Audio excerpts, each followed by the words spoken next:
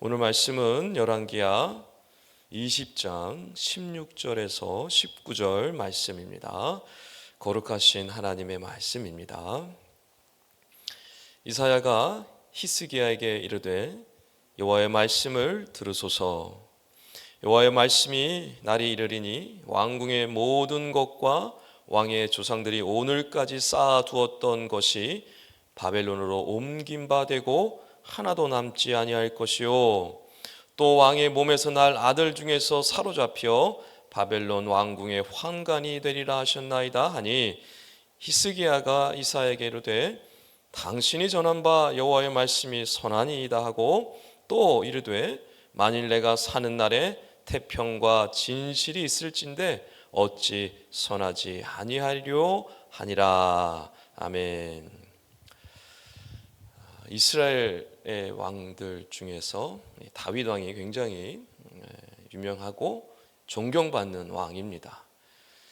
다윗 다음으로 위대한 왕을 꼽으라라고 하면 이 히스기야 왕을 꼽습니다. 역대 어느 왕과 비교할 수 없을 정도로 엄청난 개혁을 이루었던 왕입니다. 하나님을 늘 의지하였고 하나님의 말씀을 지켜 행했던 다윗과 같이 정직히 행하였다라는 평가를 받았던 왕이 바로 히스기야 왕입니다. 그러나 히스기야에게도 하나의 오점이 있습니다. 그것은 바로 오늘 본문에 해당하는 말씀인데요. 히스기야는 죽을 병에 걸렸고 또 그 병 앞에 하나님 앞에 나아가 부르짖음으로 하나님께서 응답하여 주셔서 그가 중환병에서 건짐을 받게 되고 15년이라는 인생의 시간을 더 받게 됩니다. 그런데 문제는 그 다음에 일어나게 됩니다. 히스기야의 중환병을 소식을 듣고 바벨론의 사신들이 와서 위문을 합니다. 그럴 때 히스기야가 그 바벨론 사신들에게 이 예루살렘에 있는 모든 궁에 있는 이 보물 창고를 열어서 이 바벨론 사신들에게 다 보여줍니다. 이 일로 인해서 하나님은 진노하셨고 이사야 선지자를 통해서 말씀해 주신 것이 바로 오늘 말씀입니다. 그 모든 궁 안에 있던 그 보물들, 바벨론 사신들에게 보여주었던 그 모든 보물들을 바벨론으로 다 옮겨 버리시겠다. 앞으로 태어날 이 히스기야에게 있는 그 아들까지도 바벨론으로 다 보내버리겠다라는 심판의 메시지를 주셨던 것입니다. 오늘 본문만 보면 이 보물 창고를 열어 보여준 것이 이 정도로 심각한 문제인가 싶습니다. 하나님은 도대체 왜 이렇게 진노하셨던 것일까요? 히스기야는 도대체 무엇을 잘못했던 것일까요? 오늘 본문에는 잘 나타나지 않지만 같은 내용을 담고 있는 이 역대하 32장의 말씀을 보면 어느 정도 이해가 됩니다. 역대하 32장 24절 25절 말씀을 제가 읽어드립니다. 그때 히스기야가 병들어 죽게 되었으므로 여호와께 기도하매 여호와께서 그에게 대답하시고 또 이적을 보이셨으나 히스기야가 마음이 교만하여 그 받은 은혜를 보답하지 아니함으로 진노가 그와 유다와 예루살렘에 내리게 되었더니. 아멘. 다른 본문을 보면 하나님께서 이 히스기야에게 중한 병을 고쳐 주셨을 뿐만 아니라 그에게 엄청난 부를 허락하여 주셨다라고 말씀하고 있습니다. 단순히 생명만 연장시켜 준 것이 아니라 정말 이루 말할 수 없는 엄청난 보물들, 부를 그에게 허락해 주셨다라는 것입니다. 그래서 다른 성경에 그 모든 보물들이 창고마다 가득 넘쳤고 모든 가축들, 그 짐승들이 성읍들의 외양간에 차고 넘쳤다라고 말씀하고 있는 것입니다. 그런데 히스기야의 마음은 교만해졌다라고 말씀하고 있습니다. 하나님께서 주신 그 놀라운 은혜들에 하나님 앞에 합당하게 보답해야 되는데 그 주신 것에 그저 머물러 살았다라는 것입니다. 그리고 오늘 본문에는 바벨론 사신이 이 히스기야의 중한 병에 대하여 위문차, 위로차 왔다라고 기록하고 있지만 이 역대하 32장에는 좀 다른 말씀으로 기록하고 있습니다. 제가 읽어드립니다. 32장 31절입니다. 그러나 바벨론 방백들이 히스기야에게 사신을 보내어 그 땅에서 나타난 이적을 물을 때에 라고 말씀하고 있습니다. 어떤 이적입니까? 해식의 그림자가 10도 뒤로 물러간 것이었습니다. 이거는 역사상 전무후무한 일이었습니다. 이 일은 이스라엘 땅에만 일어났을까요? 그렇지 않을 겁니다. 당시 바벨론이라는 이 강대국은 신흥 강대국인데 이 아수르를 무너뜨리기 위하여 주변의 여러 민족들과 동맹을 맺고 있었습니다. 그 대상 중에 유다도 있었던 것이죠. 특별히 이 바벨론은 천문학이 굉장히 발달되어 있었기 때문에 도대체 해시계가 뒤로 거꾸로 10도 돌아간 일은 무슨 일이냐, 도대체 이게 어떻게 된 일이나 했을 것입니다. 그런데 그 출처가 바로 유다 땅이다라는 이야기를 들었던 것이고 그 이야기를 듣기 위하여 조사차 유대 땅에 왔던 것입니다. 더군다나 히스기야 왕 때 엄청난 부를 누렸기 때문에 도대체 히스기야 왕의 이 부는 도대체 어디로부터 말미암았는지 궁금했던 것입니다. 이래저래 여러 가지를 묻고 조사하려고 유다 땅에 왔던 것이죠. 그런데 이 히스기야는 그들의 심정에 대하여 알지 못했고 그들을 환영을 했고 그들에게 자기의 모든 보물 창고 가지고 있는 그 모든 것을 보여주었던 것입니다. 여러분, 히스기야는 이 바벨론 사신들에게 어떠한 마음으로 보물을 보여주었을까요? 보물 창고를 열어주면서 어떤 의도로 그 모든 것을 보여주었을까요?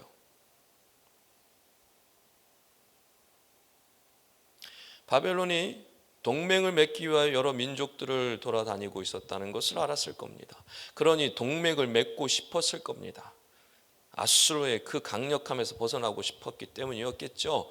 그래서 유다의 국력을 보여주고 싶었을지도 모릅니다.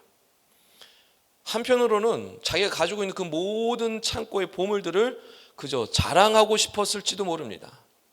그러나 사실 히스기야는 그렇게 해야 되는 것이 아니라 그 모든 이적들을 보여주시고 그 주셨던 그 모든 보물들 주셨던 그 하나님을 자랑했어야만 하는 것이죠.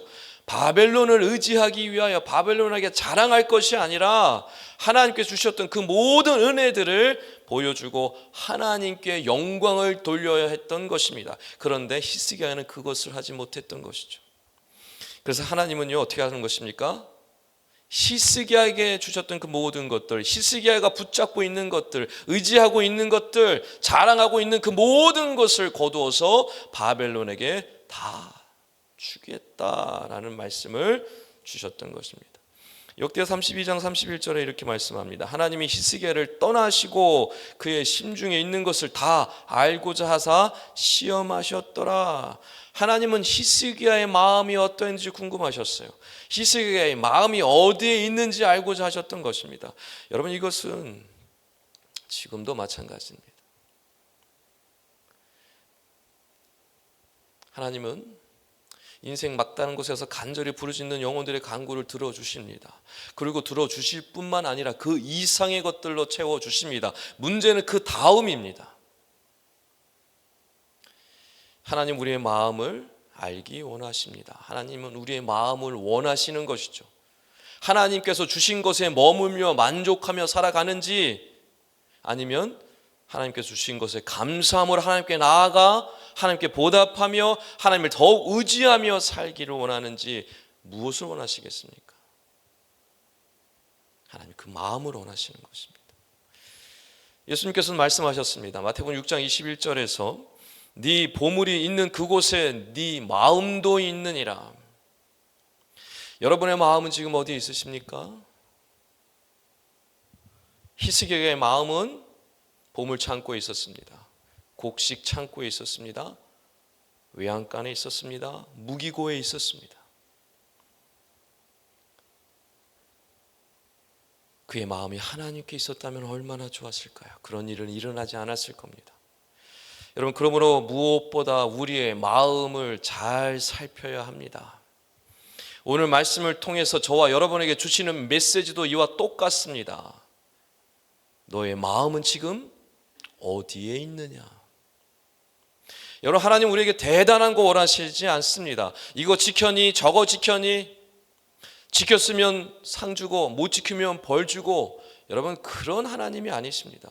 하나님은요, 우리에게 마음을 원하시는 하나님이십니다. 나의 마음은 너에게 있는데 너의 마음은 나에게 있느냐? 나는 너를 보고 있는데 너는 나를 보고 있느냐? 우리에게 물으시는 겁니다. 주님은 그 어떤 것보다도 우리의 마음, 우리의 시선을 원하시는 것입니다. 여러분이 지금 사순절 기간을 보내고 있습니다. 주님이 우리에게 좋은 것 주시기 위해서, 영생이라는 엄청난 것을 주시기 위하여 그 모진 고난과 그 십자가의 길을 마다하지 않으셨습니다. 그게 우리를 향한 주님의 마음입니다. 그 마음을 우리는 기억해야 합니다. 그 모든 고난들을 이겨내시며 우리를 바라보셨습니다. 우리의 마음과 우리의 시선은 어디로 향해야 할까요? 바라옵게는 오늘도 오늘 주신 이 귀한 말씀을 의지하심으로 주님께 온 마음을 내어드리시고, 주님이 우리를 바라보셨듯이 주님을 바라보시고, 주님의 마음이 우리에게 있었던 것처럼 우리의 마음을 주님께 온전히 드리심으로 오늘 하루도 주님과 동행하시는 새벽의 모든 성도님들 다 되시길 주님을 간절히 축원합니다. 기도하겠습니다. 하나님 아버지, 오늘 말씀을 통해 주님의 마음을 알게 하시니 감사합니다. 마음을 다해 우리를 사랑하시고 날마다 눈동자와 같이 우리를 지켜보시는 주님을 찬양합니다. 이제 세상을 향했던 마음, 허영된 마음들, 모든 시선들을 돌이켜서 오직 주님께만 향하도록, 주님만 바라보도록 인도하여 주시옵소서. 그리스도 예수의 마음을 본받아 오늘도 삶 속에서 예수 그리스도를 닮아가는 복을 누리게 하여 주시옵소서. 길이요 진리요 생명이신 우리 주 예수 그리스도 이름으로 간절히 기도하옵나이다. 아멘. 지금 들은 말씀이 내 삶으로 이어지게 하옵소서. 2025년 또 다른 희년 3년의 복이 가정마다, 부서마다, 공동체마다 임하게 하여 주시옵소서. 사순절 기간 주님의 고난과 십자가를 묵상함으로 구원의 기쁨을 회복하게 하여 주시옵소서. 나라의 정치와 경제가 안정되게 하시고 하나님의 공의와 정의가 이루어지게 하여 주시옵소서. 육체와 마음의 질병으로 고통받는 영혼들이 주님의 능력으로 치료를 경험케 하여 주시옵소서. 싱크 청년부를 축복하시고 하나님의 나라를 확장시켜가는 우리 청년부가 되게 하여 주시옵소서. 공동기도 제목과 개인기도 제목으로 기도하신 후에 삶의 자리로 나아가겠습니다. 하나님 아버지, 오늘도 귀한 말씀으로 우리를 깨워주시니 감사합니다. 주님의 마음이 우리에게 있는 것처럼, 주님의 시선이 우리에게 있는 것처럼 우리의 마음이, 우리의 시선이 주님께로 향하길 원합니다. 받은 것에 머물며 살아가는 어리석은 인생들이 아니라, 누리고 있는 것에 머무는 인생들이 아니라, 하나님을 향하여 하나님이 주신 것에 감사함으로 하나님께 나아가 하나님께 영광 돌리며 하나님 이름을 더 의지하며 나아가는 우리의 삶들이 되게 하여 주시옵소서.